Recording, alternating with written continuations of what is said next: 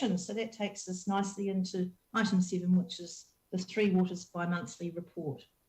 So we've got a myriad of presenters today. We've got, because Helen is not with us today, we've got Tim Brennan, we've got Adam Toos, and we've got Teresa Wooding. So I'd like to welcome you guys on to open up your presentation. Thank you.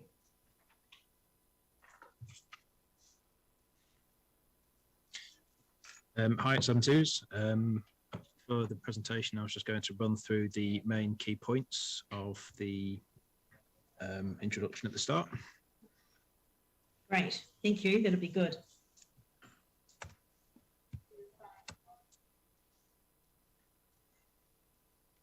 So I believe that's down on page 11, is it? I think so. So is it possible to bring that up on the screen, or do I need to try and bring that up on my screen?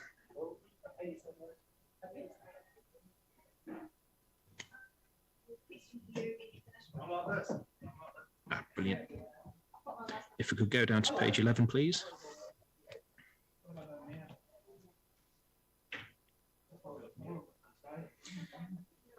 Someone who's got a microphone on that possibly shouldn't be on.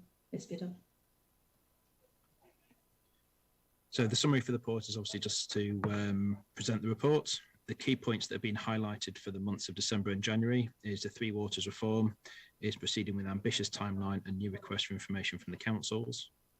The Three Waters bylaws are out for public consultation with hearings planned for March 2022. The stormwater management plan for the Inuatu estuary and coastal catchment will go out for consultation at the end of February 22 and must be lodged with Environmental Canterbury by the end of June 22. Water safety plans are actively being revised to meet the requirements set out by Te Mataura Awai, with draft standards and rules released in December 22. Work is underway to estimate the cost of fluoridating the city's drinking water supplies, with estimates and timeframes to be provided to the Ministry of Health by the 11th of March, and there's more details of that in the report. The capital delivery proceeds under the red light of the COVID framework with some supply delays. However, despite this, excellent progress is continuing to be made on the Littleton Harbour wastewater, water and wastewater renewals across the city, and the smart water pilot in the Rafiti zone. So can we just scroll down a little bit, please?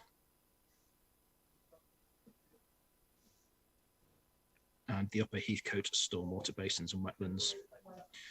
Work is also continuing to optimise the operation of the Christchurch wastewater treatment plant following the fire in November 21 and reduce the odours affecting the adjacent neighbourhoods.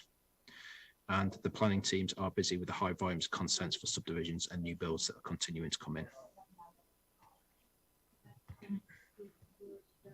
Great. So is that it for you, or did you want to speak to something else in the report, more in detail, or you just giving us the summary and then I was happy to give the summary. Obviously, okay, the full report is there, but obviously myself, Teresa, and Tim are available should any questions be on any more details. That's fantastic. That's very succinct.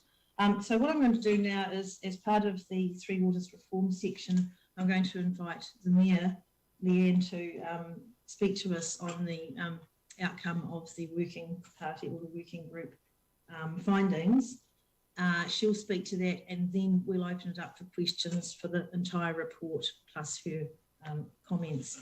So Leanne, are you happy to do that now? Yep. Thank you. Hopefully you can hear me all right. Yeah, fantastic. Sometimes it can be a bit unstable, so I will speak as quickly as I can. Just to run through, I just want to talk to process to start with. So the government established the terms of reference for this working group relatively late in the piece. So I think that the working group was established at the end of November, which essentially gave us an 8-week process time frame to work on recommendations in the area of, well, relatively limited areas in terms of the terms of reference over an 8-week process that included Christmas. So it was an incredibly challenging and intense process. And I'm just going to say that even though that it was really intense, and I'm going to comment about when it should have happened, that I have not regretted being a part of the process. And it has been incredibly valuable to be able to listen to iwi and also councils from around the country in terms of lived experience of Three Waters activities, and to look at some of the models that have been proposed. So we looked at, I think, 4 different models as part of this process as well. But as I say, it was a very, very much a pressure cooker environment.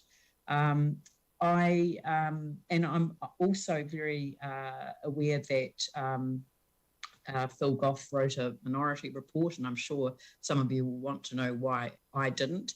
But I just want to say that I've come to understand far better than I did at the beginning of this process, or this part of the process, the question of scale.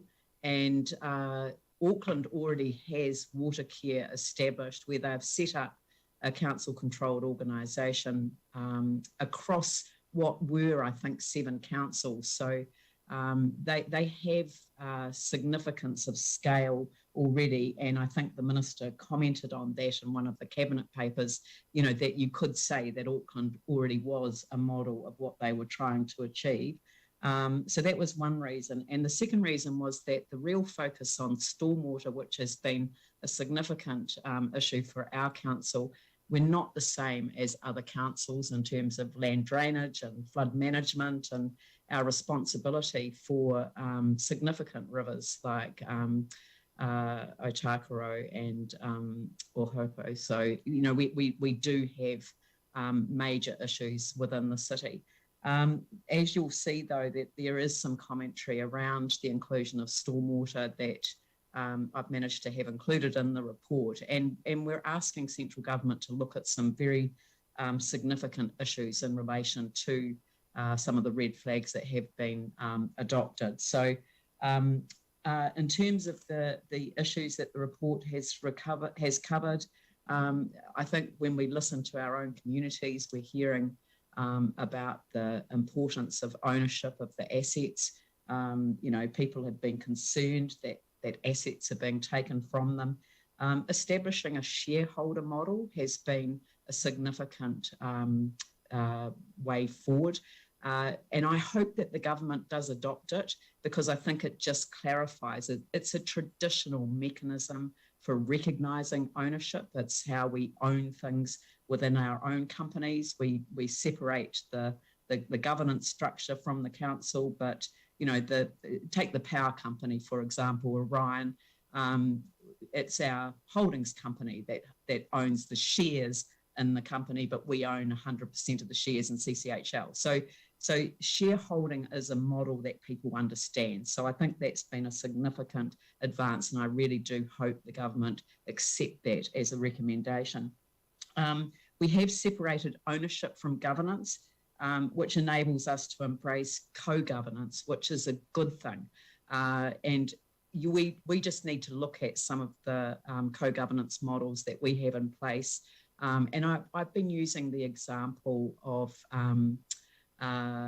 Te Waihora, the Lake Ellesmere, as some people know it, and the significance of the partnership that has been arranged in a co-governance model there, and the significance of the advances that can be made to one of the most polluted yet important water bodies in our entire country. So, and that's another thing that I've really got to understand very well, and that's the significance of Te Mana o Te Wai. I really haven't had a good understanding of that, and one of the members of the committee made it, or the working group, really nailed it for me when she said, I'm the mayor of a unitary authority. And if you're the mayor of a unitary authority, then you understand the significance of the MPS freshwater, which is where Te Mana o Te Wai was first introduced back in 2014, I think it was, and has been updated to identify the significance of addressing all of our freshwater around the country. When we're thinking about Three Waters, I couldn't quite get my head around how Te Mano Te Wai integrates in terms of the infrastructure. But actually, when we focus on the importance of the water that we take water from, drinking water from, and we look at the places where we discharge wastewater, treated wastewater, and stormwater too, then the significance of Te Mano Te Wai we're able to embed into this process. And so I've built some understanding in that regard. People were worried about privatisation. We've recommended to the government that that 100% shareholder agreement is required. So that gives little councils, big councils, equal say, and it prevents privatisation from actually ever occurring. And I know that all of us felt that that was a significant risk of the change. It would be just ripe for privatisation. We've seen it in the past with the SOEs that were always designed for privatisation agendas. This would offer a protection, and we are actually asking Parliament to step up there and say, regardless of what you think about the Three Waters reforms, can you please embed that 100% shareholder position, actually entrench it in legislation so that a 75% majority of Parliament is required to take it out, and that protects against future issues. We've added in a real say for communities, and as I say, focusing on the water bodies themselves. One thing that really worried me personally, but I know others as well, was who was going to set the priorities? How were they going to be determined? And so the recommendation is around subgroups, and in a way, just the report highlighting the one that we've just had, that the Ihutai Estuary and Coastal Stormwater Management Plan will be out for consultation.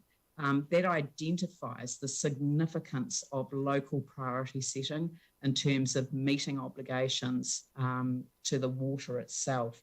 And all of our stormwater management plans, which are part of our consent process with Environment Canterbury, they're an integral part of how you set priorities.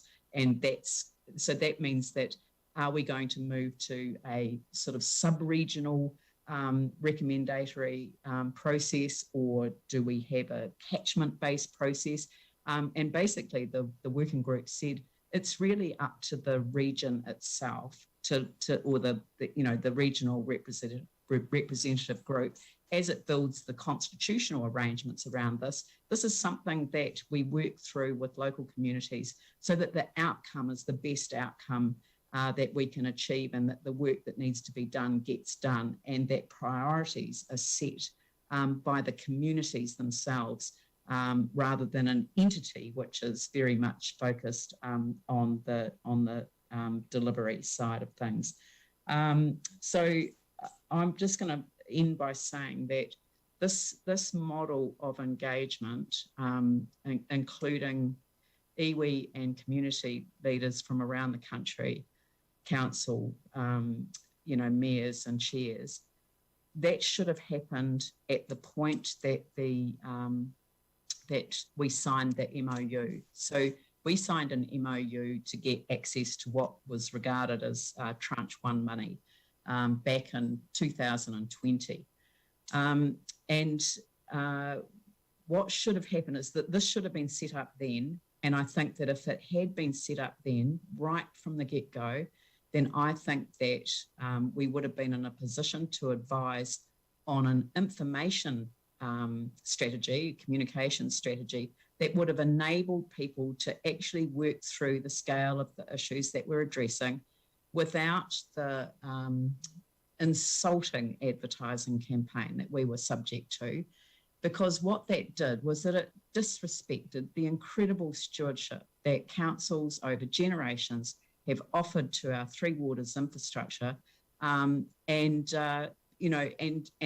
I think that would have come through at the same time as acknowledging the scale of meeting the new standards, what that actually means but more importantly, understanding that narrative that sits in behind Te Mana o Te Wai and what we need to do as a nation to clean up the water bodies. And when I'm saying water bodies, when you're talking about three waters, it's essentially where we take water from and where we discharge wastewater and stormwater to.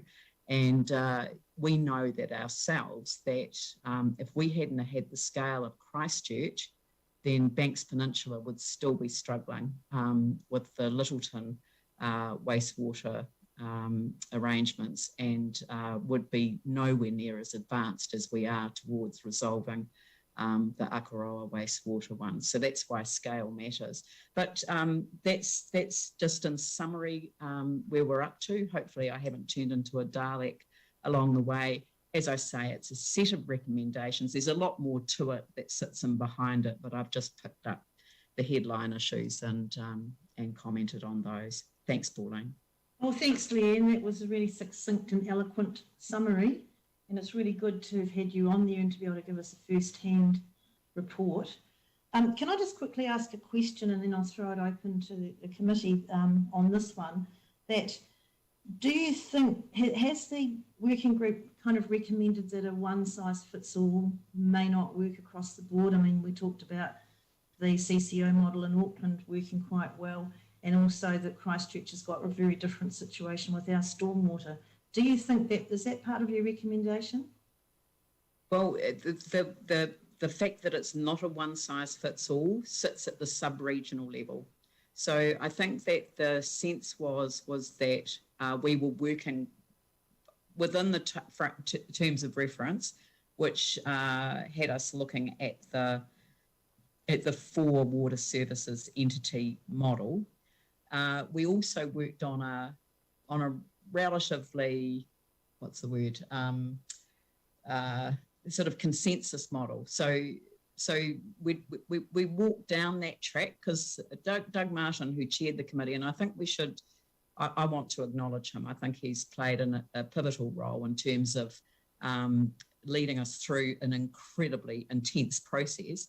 But he sort of kind of worked on the approach that that he was open to going to government with a sort of stepping outside our terms of reference, which is why he said everything was on the table. He felt that enabled everyone to put their issues on the table, and I did. You know, the stormwater issue, the difference around Christchurch, all of these issues were worked through, and the different models that came to the table, some of them outside the terms of reference. So, but where there wasn't sort of unanimity to move forward in a particular way, we focused on what the underlying principles and what really mattered.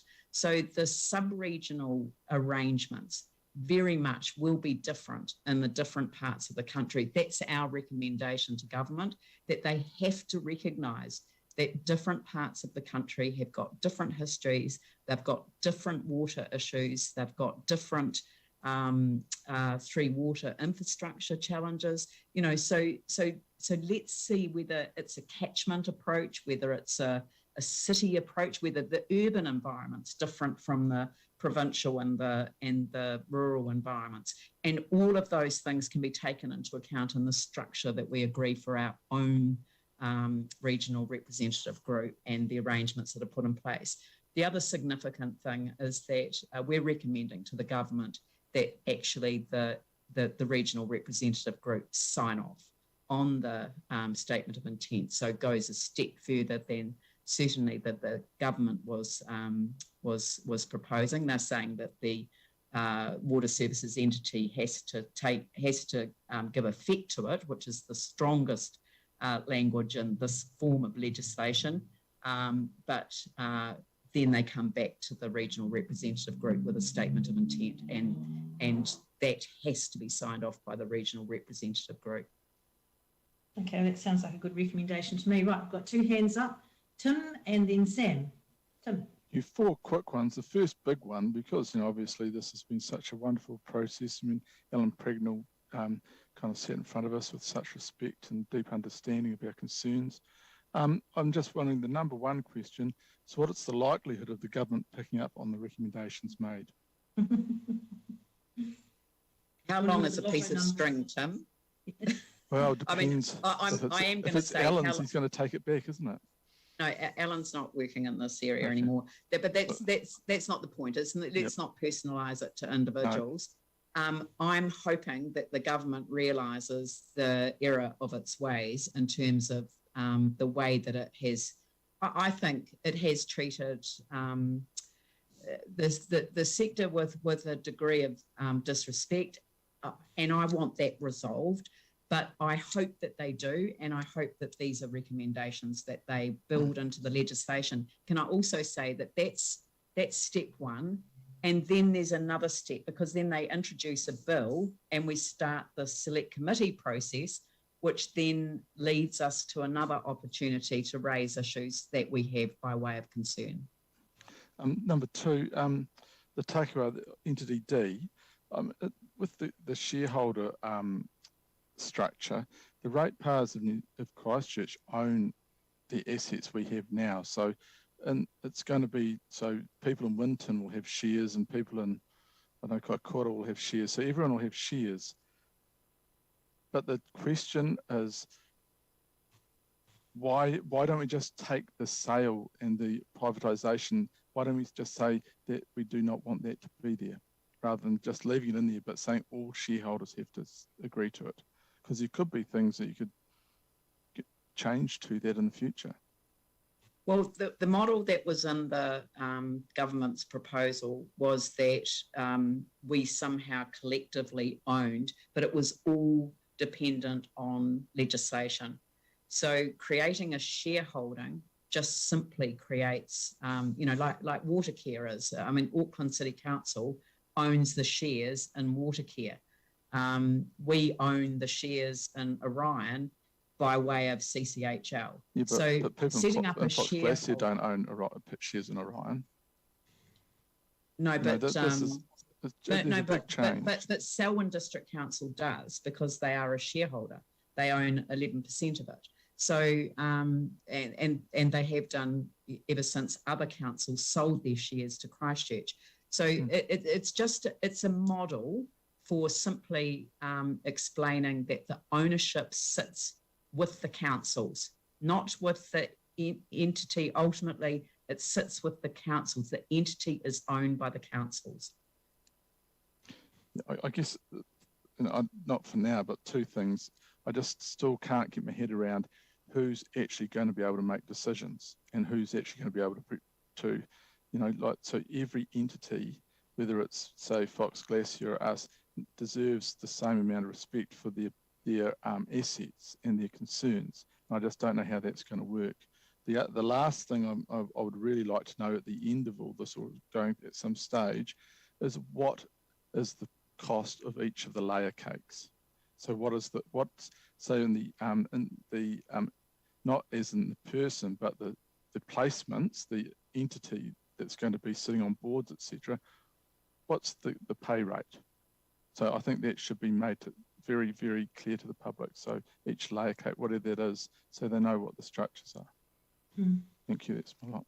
I think that's a really good question, Tim. Sam? Yeah, thank you. And thanks, Leanne, for that. I may have missed a wee bit. I dropped out, but I'll come back in.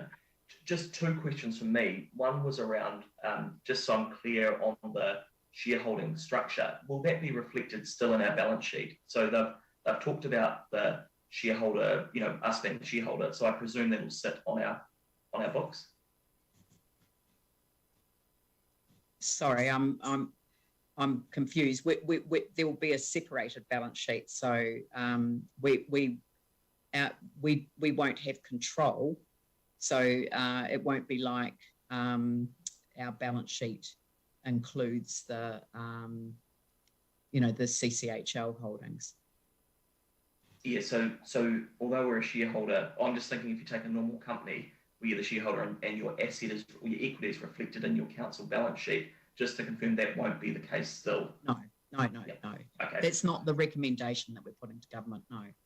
Right. And just the other one was, and it probably is a wee bit redundant now that we're still not going to sort of own it, but around what was the reason behind the shareholding as such sitting with the population base as opposed to the asset base? And it kind of goes to what Tim was saying about, if we're putting in 6.9 billion of assets, because of the different levels of investment across the takiwa, that will vary. So how do we land on population as opposed to actually skin in the game?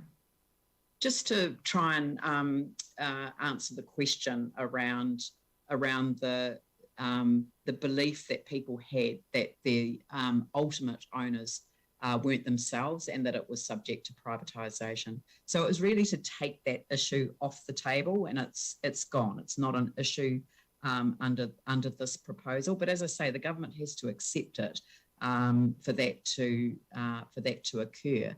But from a broader point of view, the co-governance model is about feeding into, and it's a separate model from the ownership model, but feeding into the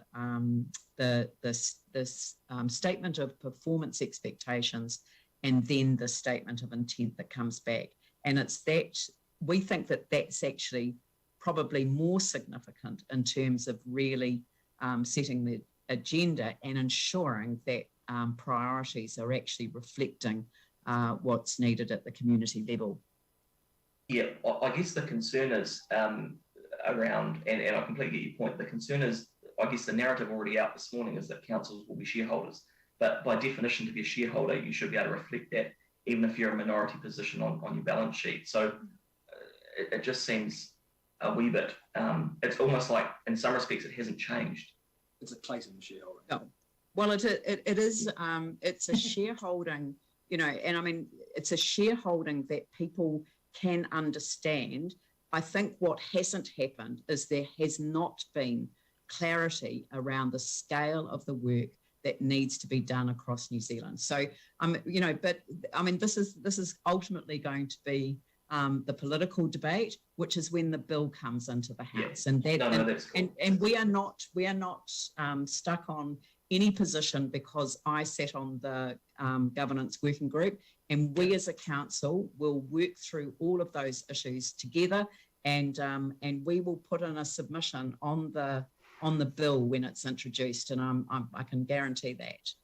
And just and it's not a question, just a comment, I just think it's actually really, really good that we can have this conversation in public, and I know that's sort of, it's great we can do it in a Three Waters meeting as well. So yeah, no, thanks for prompting that, Leanne. Thank you. Leanne, just one more question. You said there was 4 alternative models put up. Can you just I know that the Communities for Local Democracy put one up. I think, is it Hawke's Bay or Poitiki had one? Can you just outline a little bit about those and how they were looked at and considered? Online, Pauline, I'm sorry, I don't know them all off by heart, but there was the Hawke's Bay model, there was... Oh, okay, yeah. We'll take that one for later, perhaps we can take that offline. Okay, are there any other questions for Leanne? So we'll go back to the, but thank you, Leanne, that was really, really helpful. We'll go back to the Sorry, Pauline. Yanni's got a question. Yanni. Yeah, thank you. Just reading the report, I was interested, one of the recommendations was around communication. Deepening the public understanding. And it says, we would like the Crown to provide our communities with the same opportunity to learn. We recommend it gives fresh consideration to its ongoing communications and engagement, and goes on. But given how offensive their PR campaign was towards us and to local people, did the working group have any reflection on that? Because just from reading that recommendation, it almost sounds like just for the government to continue doing what they're doing. Yeah, I mean, I don't think that would be the intent. Yeah, look, Leanne's not here at the moment, so we might hold that question off to the end, but I do know that the working group was urging the government to do a better job of communicating, engaging, but whether they can or not, I don't know, because sometimes when organisations get too large, it becomes difficult. So can we just hold that, Yanni, till Leanne gets back? And then I'll just open up the questions on the Three Waters bi-monthly report. So we've got, Jimmy, do you have one? Yes, okay. And on page 18, regarding to the drinking water safety plan. Yes. And because I remember our CEO and also the new regulator, the CEO, Tomata Alawai, they had a meeting at the beginning of last year, particularly, for our registration of each water supply and our sources to present to name. And but in that time, particular emphasize beginning of March, which on the 1st of March, we were eligible to present our new drinking water, the safety plan, and also consider exemption from those chlorine. But based on the staff, the kind of information, at the moment we have already completed the 4 of 7 plan. Particularly this 4 is quite a big one. Christchurch, Littleton, Little River, Banui, and Akaroa, Takanatua. Only the 3 of them not yet, because based on the regulator, the Taumata Alawa, they still need to take a time, to review the source, to visit some supply, whether we can present those 4 already done to name. They still need to take plenty of time to review, rather than just waiting for the June of this coming year.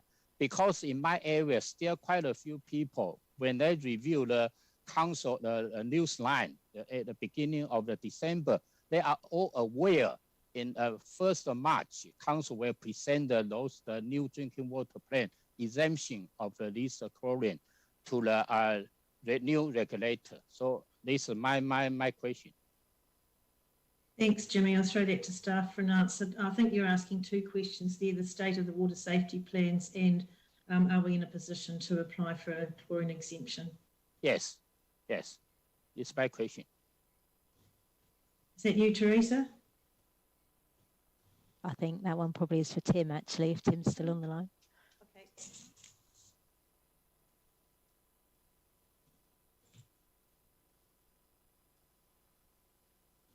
Okay. He just keeps dropping out, Pauline, but he should be back on now. Okay.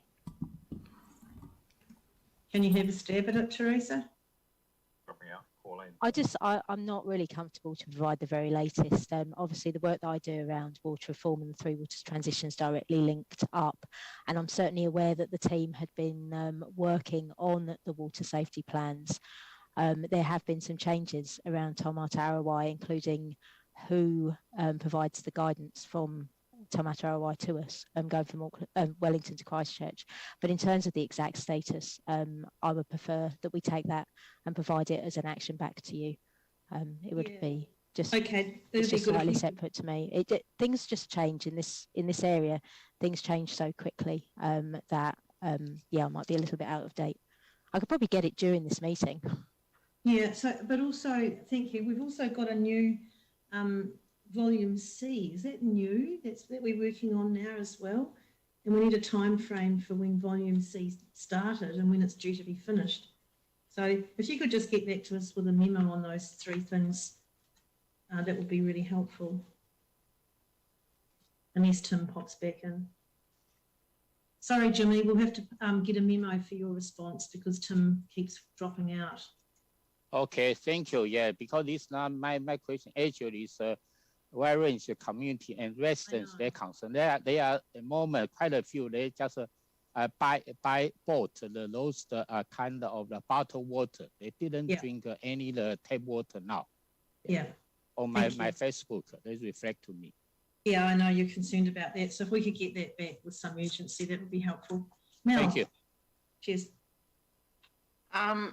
I don't know who can answer this. It was about the fluoridation and the date of the 11th of March, this Friday, to get in the revised pricing. I was just wondering, because this will be written a week or 2 ago, if there's been any update about that or when we'll hear about it.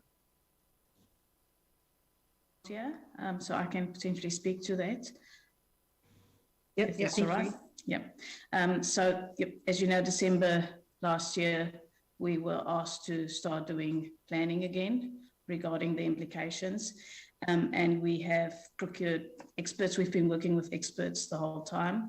We're expected to respond back to the Ministry of Health this Friday on the cost implications and the potential timeframes needed to implement fluoridation.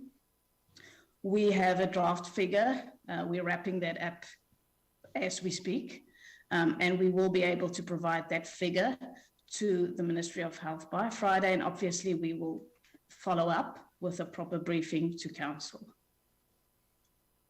All right, thanks. Yeah, that was a good question. I was going to ask that too. So I have a question on page 15, and Jane, I brought this up with you, I think at the last meeting, but it's about the National Transition Unit, their request for information. Is there anyone who can answer the question if I ask it? If it's about the Three Waters transition, then yes, I should be able to answer it. So first of all, that we were supposed to have completed that by the 1st of March. So firstly, have we completed that request? Secondly, how much resource, staff resource and finance did it cost us? And thirdly, are we invoicing for it? So in answer to the first question, yes, we completed it. We didn't quite complete it within the original deadline, but I worked really closely with Lila Hurray, who's the lead from the that work stream.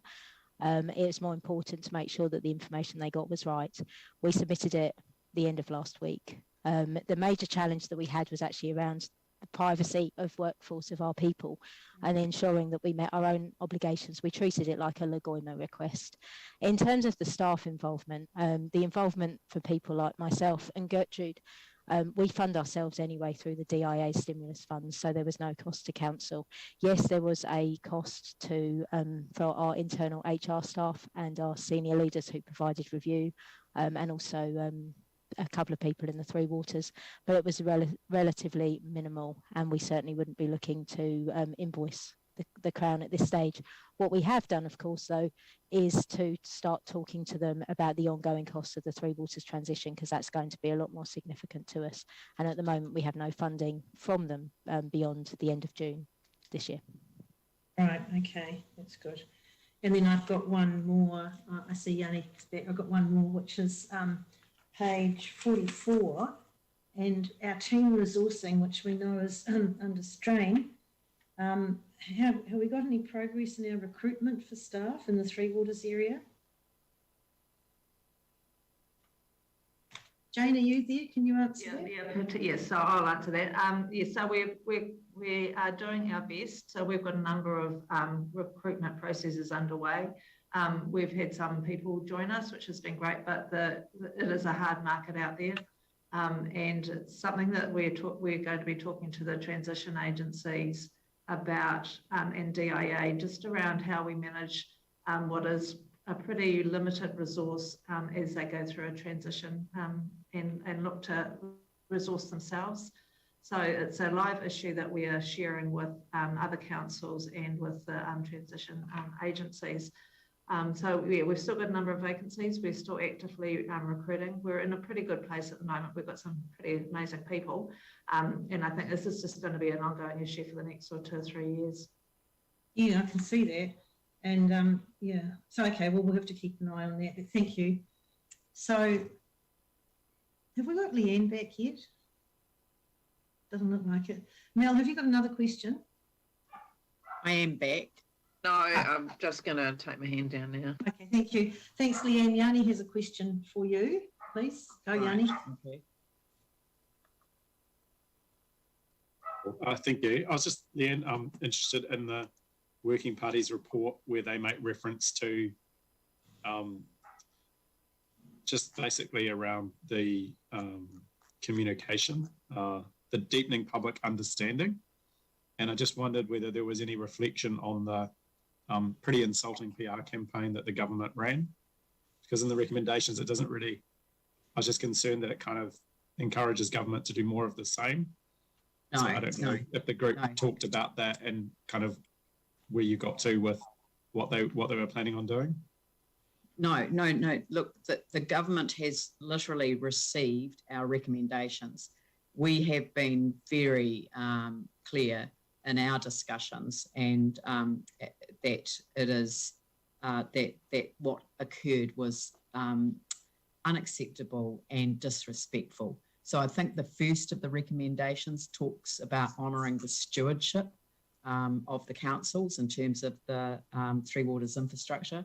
So, you know, and which is a completely different frame of reference from the insulting advertising campaign that we were subjected to. So we've recommended that the government actually start again in terms of communicating with the public about the scale of the issues that need to be addressed. Thanks. Yeah. Thank you. Okay, so are there any other questions on the report or for Leanne? Yeah, I did have a question as well, Pauline. Oh, yeah. Yeah, thank you. I was just going to check with staff over the, when will everyone be able to have, to go online and get their water meter read? I'm just increasingly concerned that the charges are coming in quite soon, and some people still don't have the capacity to measure how much their daily water use is, or their water use is.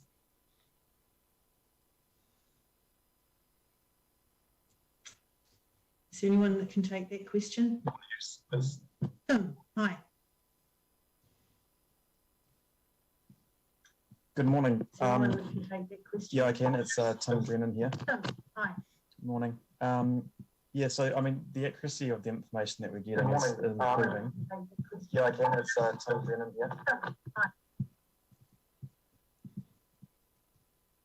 Try again, Tim. Has he dropped out? Yeah, I don't know. We're not all a bit muffled. So I was really keen to understand when people will be able to look at their water use, and also how fair is it that we bring in the charges when people haven't had a chance to see what their consumption patterns have been?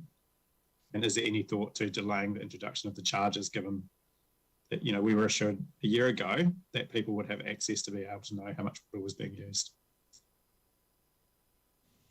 I think Tim's here. Sorry, in the absence of others kicking in. So you got a briefing on this in the last week or two. We have prioritised individual properties with the only areas that if I recall Helen's briefing to you, the only areas of the city where people can't access that information is really in the multi-unit properties. And the issue, and so we've deprioritised those issues and prioritised those properties who are likely or possibly going to have additional charges. So the reason that the multiple unit dwellings have been deprioritised is because their water use won't be hitting that threshold for receiving those additional charges. So we'll get some written information back to you just to confirm all this, but my recollection is that Helen said that actually everybody that needs to be able to read their water meters will be able to. So I've just checked 2 addresses today in suburbs, not multi-unit dwellings. Neither of them can get a reading from the website. Okay, well, we'll follow that up and give you send you a memo on it. Yeah. Well, actually, but at this point, there's no consideration of delaying the charging. No, but Yanni, if you could send those addresses through to Jane, I think that would be quite helpful, because we can put a focus on that. But we must know, like, there must be a really simple thing that we know about how many water meters have been read and how many are still to be read. Like that, like, you don't need individual addresses. We must have some sense of that. I mean, I don't know if councillors remember when we were discussing bringing in the water charges, the excess water charges, this was raised and we were repeatedly reassured that people could get their readings over a year ago before the LTP was finalised. We were told that people would be able to do that so they could see what the impact would be. Yeah. So am I the only one that's worried about this? I mean, if so, that's cool. But no, you're not the only one. You know, like this is a significant issue that we've got charges coming in very shortly. Okay. And thanks, we just Yanni. need to know the scale of the problem and the time frame for when people. We'll come back to you with that information quickly. Yeah, happy just to get it as a memo. Thank you. Just the other question I had was in regards to the water supply rezoning. So, two quick questions. One is the water supply rezoning in Rafiti. Why is that taking so long? And is there any resource you need that can speed it up? This is the move to smaller water zones for a whole bunch of reasons around resilience and better control. And then the second question, and then I'll just put my mic on mute, is around the stormwater catchment plans that we've submitted to ECAN. What's the date that we're expecting a response? Is there a date that we're expecting a response from ECAN about whether they approve those plans or not? Okay, thank you. So who wants to take the Rafiti zone one? And Michelle, yeah, I can speak about Rafiti. So Rafiti has already been rezoned. It won't be rezoned further. What we're busy doing at this stage is the planning regarding rezoning the rest of the city. And we're doing intensive modelling and optimization to make sure that those boundaries are really the right boundaries in terms of not just now, but future growth, to make sure that we decide on the right boundaries for using the best our capacity that we have now to use it the best way possible going forward. But Rafiti has been rezoned from the rest of the city. You're potentially talking about the pressure reduction. And again, the pressure has been reduced in Rafiti from 720 kPa to 600. We still want to reduce it to 550 kPa, so another 50, but there are still a couple of fire sprinkler systems that needs to be upgraded by the private property owners, and we've given some time for them to do that. But we should be able to drop it even further in the next couple of months. Great, thank you. And the other question about the comprehensive consent, stormwater consent? Who's that? I don't think we actually have, Jane, the stormwater representative. That would be Tim, but he can't connect in. So again, sorry, councillors, we'll have to come back to you with that information. Okay, so Andrew, I hope you're collecting all these memos that we require post-meeting. And no, we do appreciate that it's difficult forum this, but so long as we collect the questions and we get a timely response, that should be fine. Melanie, yes. I was going to say is if we get an answer, so it's just unfortunate. Tim is definitely dialed in. He's just not able to use his microphone at the moment. He has provided me with a response to Jimmy's question earlier. So if it's more appropriate when we get answers to provide them rather than send a separate memo, then we can. Yeah. Okay, do you want to go for that? You might want to repeat the questions. There was two. There was one about the water safety plan and the one about the when can we apply for a chlorine exemption. So you've got answers to both, have you? So in terms of the exemption, I'll go with that first because it was at the start of his email. So the process for applying for an exemption is now available through the Taumata website. And our staff met with Taumata and other councils that would like to apply for it last week. There will be a separate process to the submission of our water safety plan, because that plan details the risks around temporary use, within the distribution system that necessitates the current temporary chlorination. So what they're saying is that in order for us to, what we will need to do is to address all remaining risks within the distribution system before we can apply for an exemption. So we cannot apply for an exemption whilst we still have risks unacceptable risks that require us currently to use chlorination. Okay, so does that mean that? It means that we have a separate requirement around our water safety plan for Christchurch because of around the temporary chlorination, and we do still have unacceptable risks. Work programs to address our unacceptable risks until they are completed. You would not be able to apply for an exemption. Okay, so one of those is sorry, Pauline, may I ask the... hang on, Jimmy. Yes, you can in a minute. One of our risks is still the reservoir upgrade program, is that right? Yes, they will be around... That's a rolling 5-year program that I think's been rolling for about 2 years, which means we've got about 3 left. Is that correct? I wouldn't like to speak to the end point of that. I certainly know that we had provided some funding to that from the stimulus funds, but yes, there is work around the reservoirs and suction tanks, and also the wellheads and backflow. The backflow work has been progressing strongly as well. I think the backflow work, I thought it was pretty much completed, but the reservoirs are a concern. That means actually, Jimmy, it's looking like we won't be able to apply for a chlorine exemption until our reservoir program is completed, which could be years away. And no, that's until the unacceptable risks that sit, including within the reservoirs and suction tanks. That wouldn't necessarily be the entire program. It would just be addressing the unacceptable risks. Okay, great. So I think what we're looking for is some sort of timeline that we could be aiming for to have achieved that unacceptable risk, target. And the other question is, are we able to apply in zones and get exemptions by zone, or does it have to be citywide? Yeah, I understand that, yes, we can.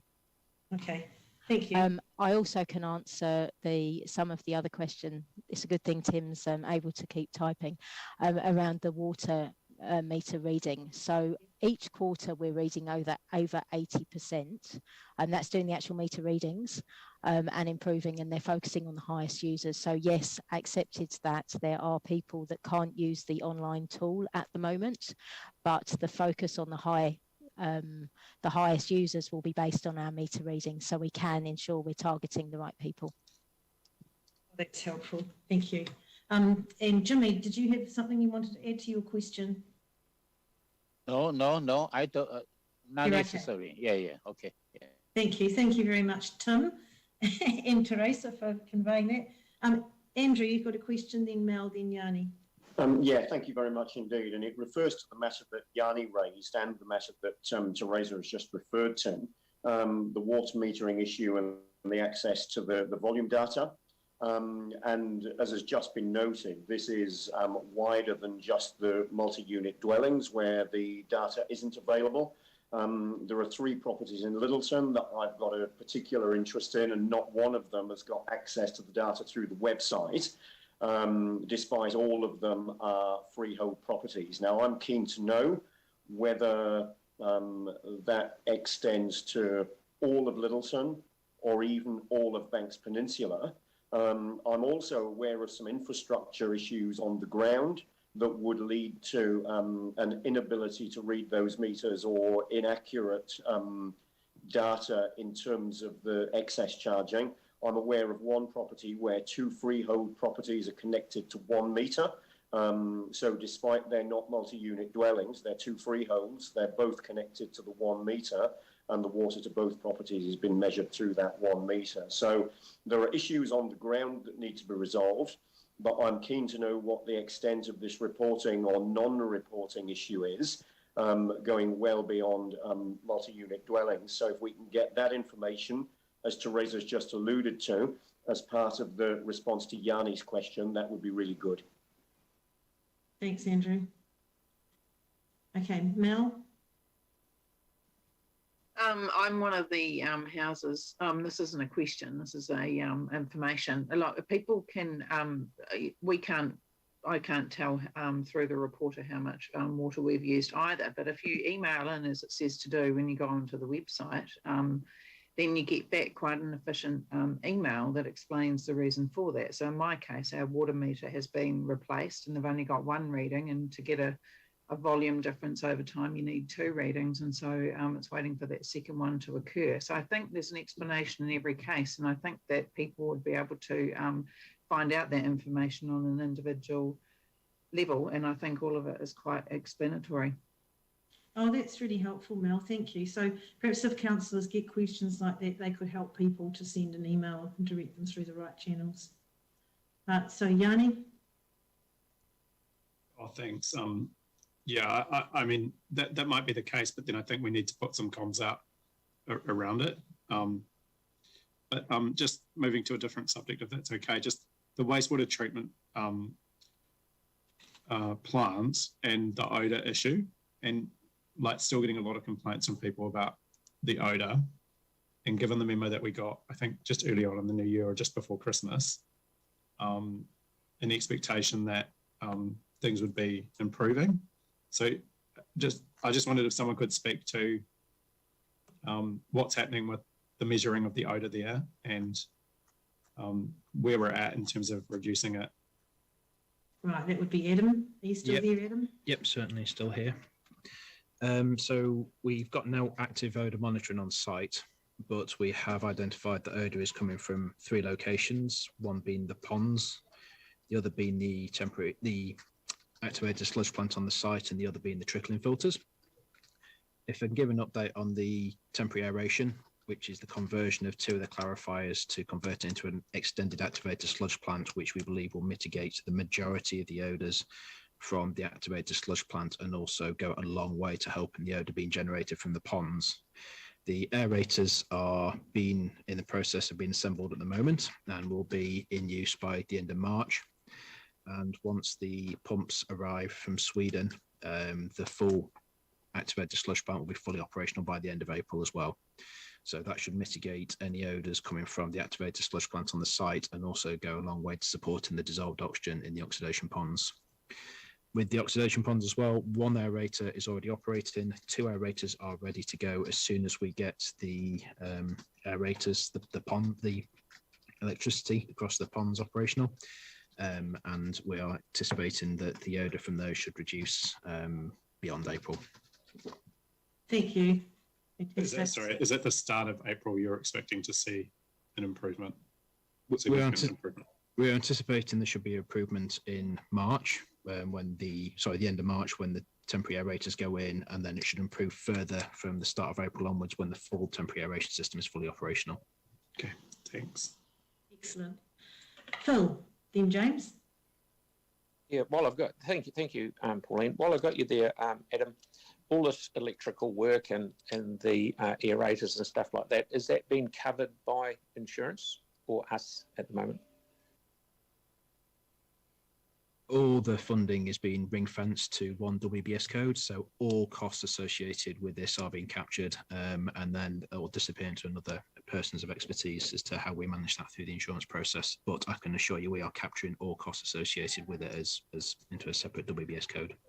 Yeah, I'm just more or less saying that just for the people that are listening out there. And the actual insurance of the, when will we know whether we're demolishing the old trickle filters or replacing the medium in the middle of them?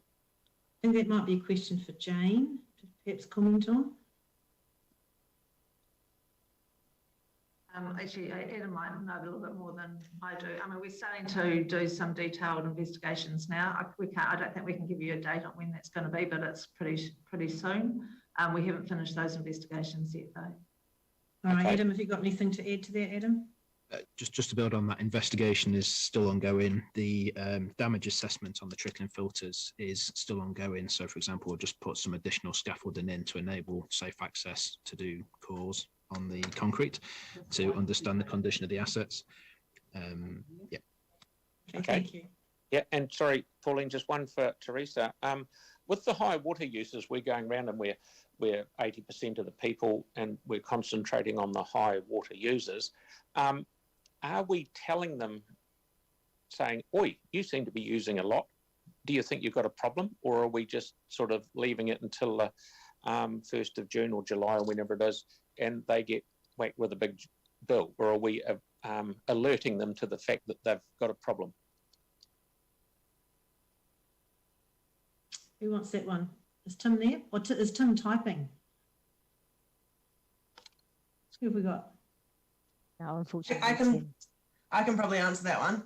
I'm Rose. I'm from the comms team. So we're sending out 2 sets of comms. So one is going to all ratepayers on their envelope, letting them know to check their water use, and then another one is going directly to high water users. Oh, cool. Well, thanks, Rose. No, that's good. What I'm getting at is a friend of mine lives around the corner from me, and he's just 2 60-year-old people living in a house similar to I am, and I go online and I said, see, he's using 3,500 litres a day. I say, mate, you've got a leak. You have to have a leak because no one has showers for that long. So, but I'm just wondering, it's all very well for me to go and see him and say he's got a problem and we'll go around and try and find it. But is he getting advice from us saying, mate, you've got a problem. As Rosa said, yes, we will. Well, maybe we haven't done yet, but yes, we are expecting to talk to all of the high water users, and we are following up on all leaks as well. So, Thanks, Teresa. Because Phil, the aim of this is not really to hit people in the pocket. It's actually towards water conservation, which also helps to reduce our delivery costs, which will reduce the cost to the ratepayer. So it's not really to get people to charge them for the overuse. It's really to help people. And our team's already in discussions. They're talking to a lot of high water users or people with leaks at the moment already. Thanks, Teresa. Thanks. Exactly what I wanted to know. Thank you. Great. James? And then Celeste? Cheers. Look, work on exemptions for excess water use charges for large families was going to be done during this period, which was in line with the council resolution. But I'm wondering how work on that has progressed and where we've got to and where staff are at with what constitutes a large family to be granted that exemption. Can anyone take that one? Doesn't sound like there will be, sorry. We'll come back to you on that one. Yeah, I was just waiting. I'm just having a fairly slow conversation with Tim. Some of these questions are obviously very specifically within Tim's area. So if I get an answer, I'll let you know. Okay. Is it okay, James? I can go to Celeste now. It was always going to be a tricky one, so I apologise. Yeah. It wasn't really one on purpose, but we all appreciate it was going to be difficult, but it's something that we're going to need an answer to because we're going to be challenged with it, so we need to be clear, and I'd like to be clear as well. Yeah. I mean, Helen's spoken to us previously about it. It's not the intention to harm, to be an inconvenience for people or a burden for people with large families. So I guess it's a piece of work we've got in hand. Yeah. Cool. Thank you. Now, Celeste, did you put your hand down? Oh yeah, I just was in preparation. I'll just quickly ask my question. It's just about the comms plan for the aeration components and reduction in odour. Is there something going out to give an update on that? Because I think the last one was about 3 weeks ago. I can take that one. Yes, there will be something going out quite soon. So we did send out some information to the community board, I think, last week or the week before. So yes, we've got a comms plan in place, and as soon as there's something to talk about, we'll be sending the next one out. So that will be probably the installation of the aerators. We're going to get some good photos taken as they go in and so on. So yeah, that will go out next. What we don't want to do is raise people's expectations around timing, just in case something goes wrong. And we know that we've had a number of issues with COVID and equipment arriving and so on. So yeah, we've sort of taken the approach that when there's something to talk about, we absolutely will be going out there and giving people that information. Great. Thanks, Jane. I'm going to go to Anne and then I'll go back to Yanni. Welcome, Anne. You're muted, Anne. You have to unmute. Sorry about that. Yeah, kia ora, sorry for being late. It's good to be here. Now, I'm assuming that we're talking about the report. Is that correct? I'm asking questions? Cool. Yeah. So apologies if I'm repeating something. I'm just wondering, the Denton pump station repairs are ongoing. Just wondering when that's scheduled to finish being repaired. Any ideas? So is that Tim again? Yeah, probably is Tim. Okay, we'll come back to that, Anne, because you'll be typing an answer. Cool. Sam? Oh, can I just ask one more? Sorry. Yes, certainly. Yeah. Eastman, Sutherland, Hoonhoe Basins, huge amount of work going on there, and wondering if there's a possibility for a site visit with the community board, just to get an understanding of everything that's going on out there. It's just amazing. And I know that they're going to be having briefings and things, but it would be great to have a site visit if that's possible. I'm sure it is. We'll just leave that with staff to organise. Yep. James? And one more, sorry, just Hayton's stream with the drain thing, that's Hayton's Road with the drain. Will that have an impact, a positive impact on Hayton's stream, the work that's being done there?